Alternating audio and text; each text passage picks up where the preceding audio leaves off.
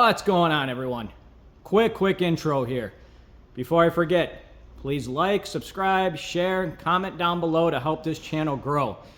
Super quick intro. We got two parts as I've been doing this in this video. We got the first segment that's going to be talking about some air fuel stuff and some widebands. I think this can almost relate to anybody in this industry in a sense. So please like, as I said before, share it up, enjoy the video. So here's our next one up. It is an 8th gen Civic Si. What a Craftwork supercharger kit. So let me bring you up to speed really quick. I figured I'd get some content before we do a boost leak test. So this customer dropped off his vehicle and he provided us with a little note. Let me stick it right here.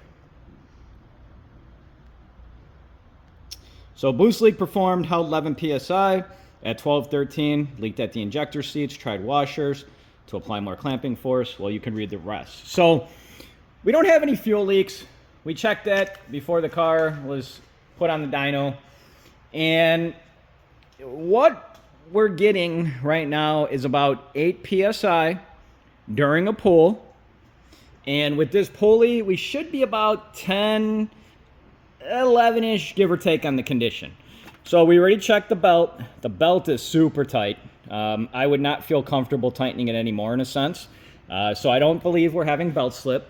And I can also see that a little bit on the data log. So I think we do have a boost leak.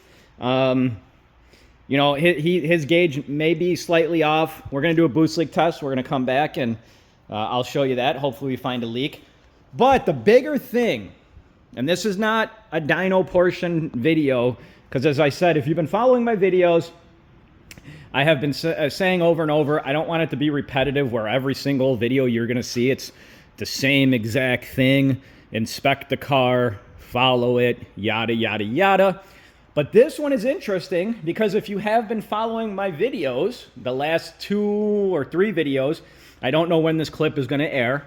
You know, you're seeing some of these clips weeks after they're actually taped. So I'm not sure when this video is going to air, but nonetheless, the videos I'm speaking about, I will include the links down below so you can kind of see and get caught up. We've been talking about data logs, and there's something in this data log that I want you guys to see.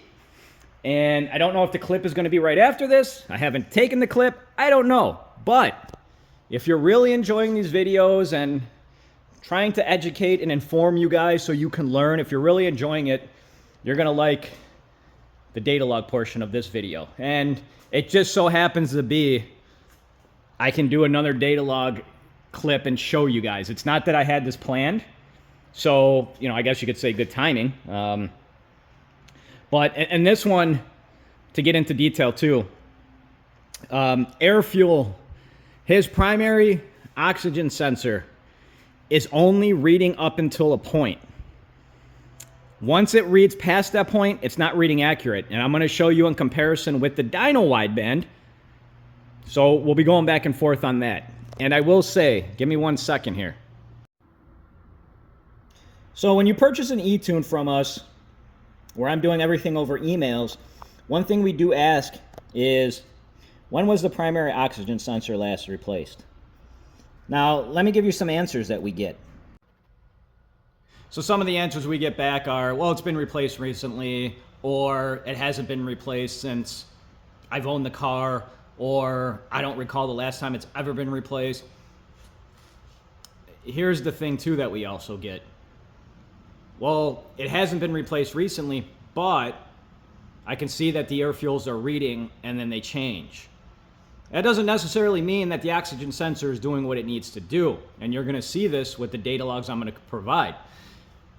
In easiest ways possible to explain it, and you're going to see it, if I'm making fuel changes, let's say taking 5 or 10% of fueling out of your car, and my dyno wideband reacts and changes like it should, but your wideband does not, well, that gives you the answer that your wideband primary oxygen sensor is acting up.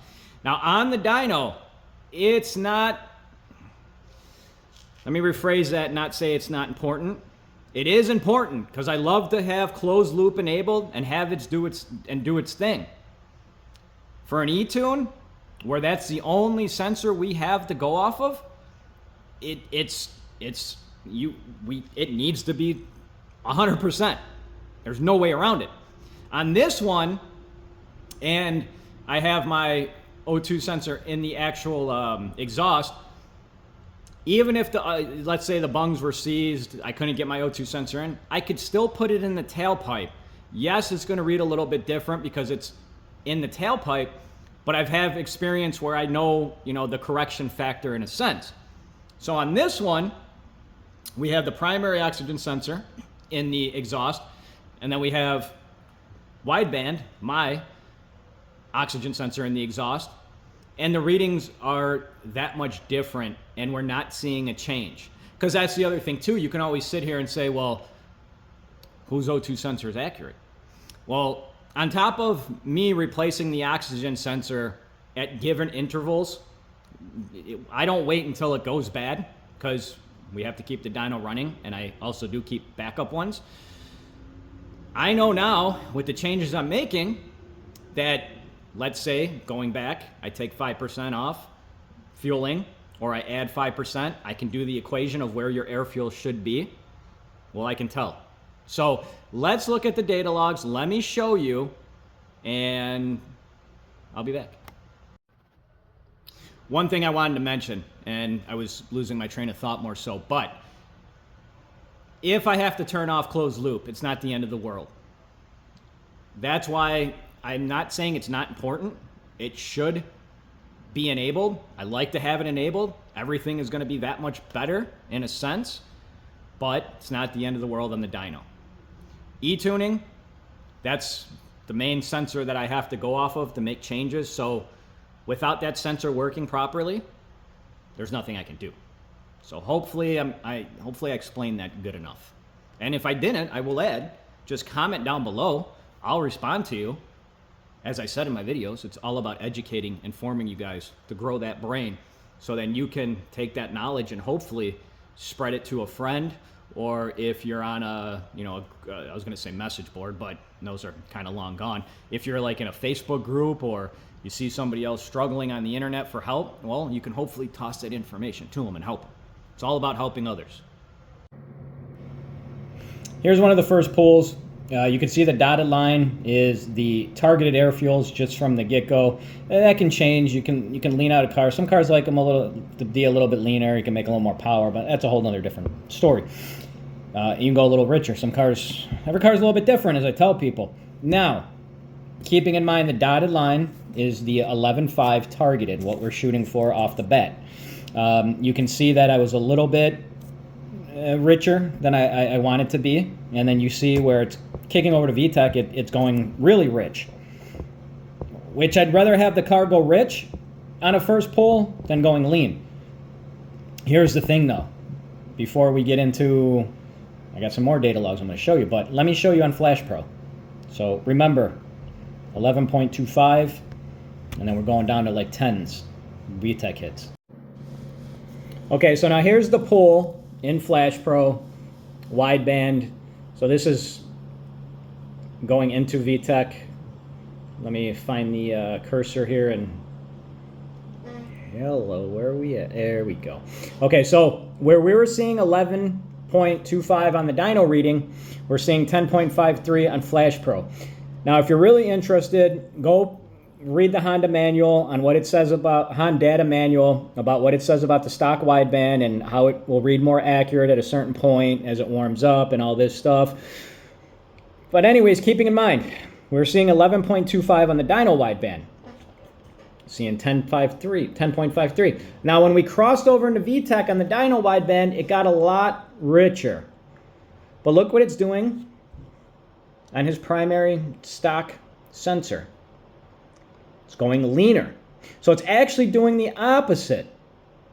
So now, taking everything out of the equation, making sure we have no leaks and all that fun stuff, after this pull, seeing these readings and then seeing my dyno wideband, I'm scratching my head a little bit. But as I was saying in the video, easiest way to figure out what's going on and what's working, you take out fuel or add fuel.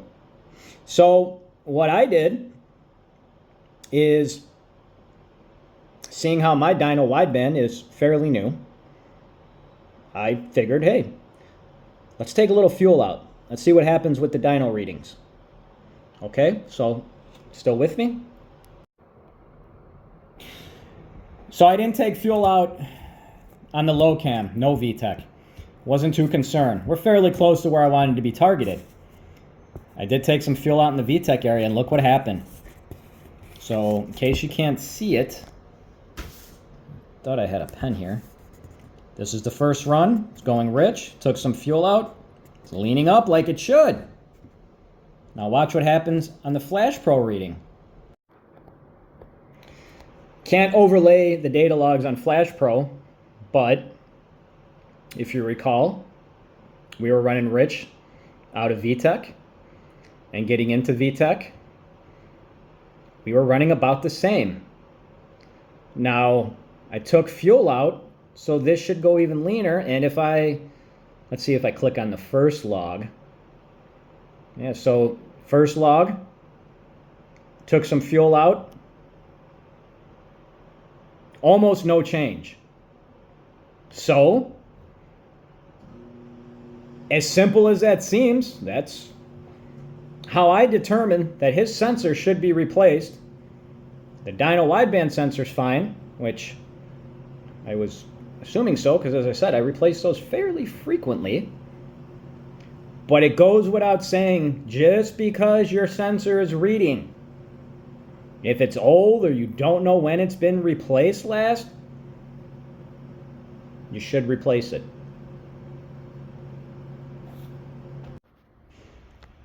So before I walk next door, I wanted to show this car off really, really quick. This one's on the rollers, as you can see. Now, I wanted to get more coverage of this car. Jeff, if you're watching and you see this clip, next week is my goal. I have a bunch of other clips when I was doing some stuff on the Haltech dash. So you should see this one coming up shortly. Figured I'd just get this really quick before I walk next door, show you some of the maintenance stuff we have going on. And I want to cover this car because it was in one of my videos. This is the Mini. If you see, we posted on Facebook the guess what car, and all this was out. So this started basically with, he needed such and such replaced. Well, when we started getting into it, a lot of stuff was seized. A lot. So now, ultimately, what we're also trying to do is we're not trying to remove certain components, because we know if we go to remove those components, then those bolts are going to be seized as well. We're going to have to cut them off. It's going to turn it even more into a larger job. And we do take your pockets into consideration here. We try to look out not only for your best interest all around, we try to look out for your pockets. So this is one of those projects too. When I came back to do like a little checkup, and I saw where he was at, not knowing he was going to be at this point of this dropped, I basically just walked away, because at that point, when you're in something like this, and if you're a mechanic or any type of project where you thought, maybe it was going to be a 2-hour project and it turns into, well, now it's, a full day project. It's that funny meme or picture, if you've ever seen it, where, when your wife opens up the garage and she sees your face and she knows kind of just to shut that door slowly and walk away. Well, it's the same deal. And we have another car too that we're buttoning up here. Hold on one second, let me show you. And we have this car in here. This is a 2000-ish Honda Civic. It was in here originally. We replaced the slave cylinder. And when he took it home, we got a voicemail that we heard the next day. He ultimately brought it right back because, well, you can see this side was all wet. He blew out a brake line, and if I recall correctly, he already had one brake line replaced. which is over here as I'm being pointed to. And he basically said just replace everything. He didn't want to keep having one line blow out. So now this turned into all new brake lines, which I'm not going to get in the way. And I told him to keep on working, and he is working literally right now. And we're going to go up front. And we just have temporary zip ties on it for now so we can hold everything in place. But, you know, this is another car that turned into, well, came in for the slave, blew out the brake line, and then came back. And, you know, this client has been a repeat customer here for years. You know, of course, we were going to say, you know, what were we to tell him? Don't take your car back out of here. So, you know, we're accommodating for him. Same with the Mini Cooper. And this goes back without saying as well. If you remember my one video, if you've been watching my videos like in order, it was a white Honda Accord where I talked about having a relationship with your mechanic or the shop owner. And you want to have, I want people that have trust in us. You know, I hear it from time and time again. You know, if I go to a party or I go to a family event, someone might come up to me and say, hey, I heard you're a mechanic. And I'll talk to them and they'll tell me how they're not happy with their mechanic right now. And, you know, they feel like they're maybe getting taken advantage of. We get people that will want explanations on things, and then they'll say, hey, sorry to bug you. It's not a bug. That's our job. Our job is not only to fix your car, but we have the staff here as well to help answer questions you may have. And I'll say this too. There's no stupid questions. A lot of people don't do this for a living. I don't expect people to know this, but I do want people to ask questions so we can explain it to them. I'm going to get out of the way now because this tech is coming back. So, at the end of the day, if you made it this long, we've learned a couple things. We also learned if I'm recording in this room in this chair,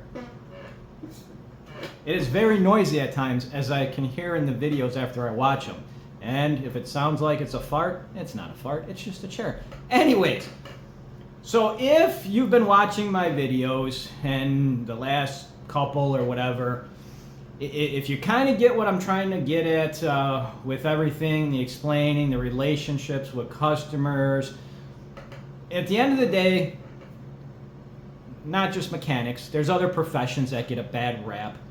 If you go in thinking that a mechanic's already out to get you, and I understand not all mechanics are equal, but you got to do your research and homework, as I tell everybody. Go look up our reviews and actually read them.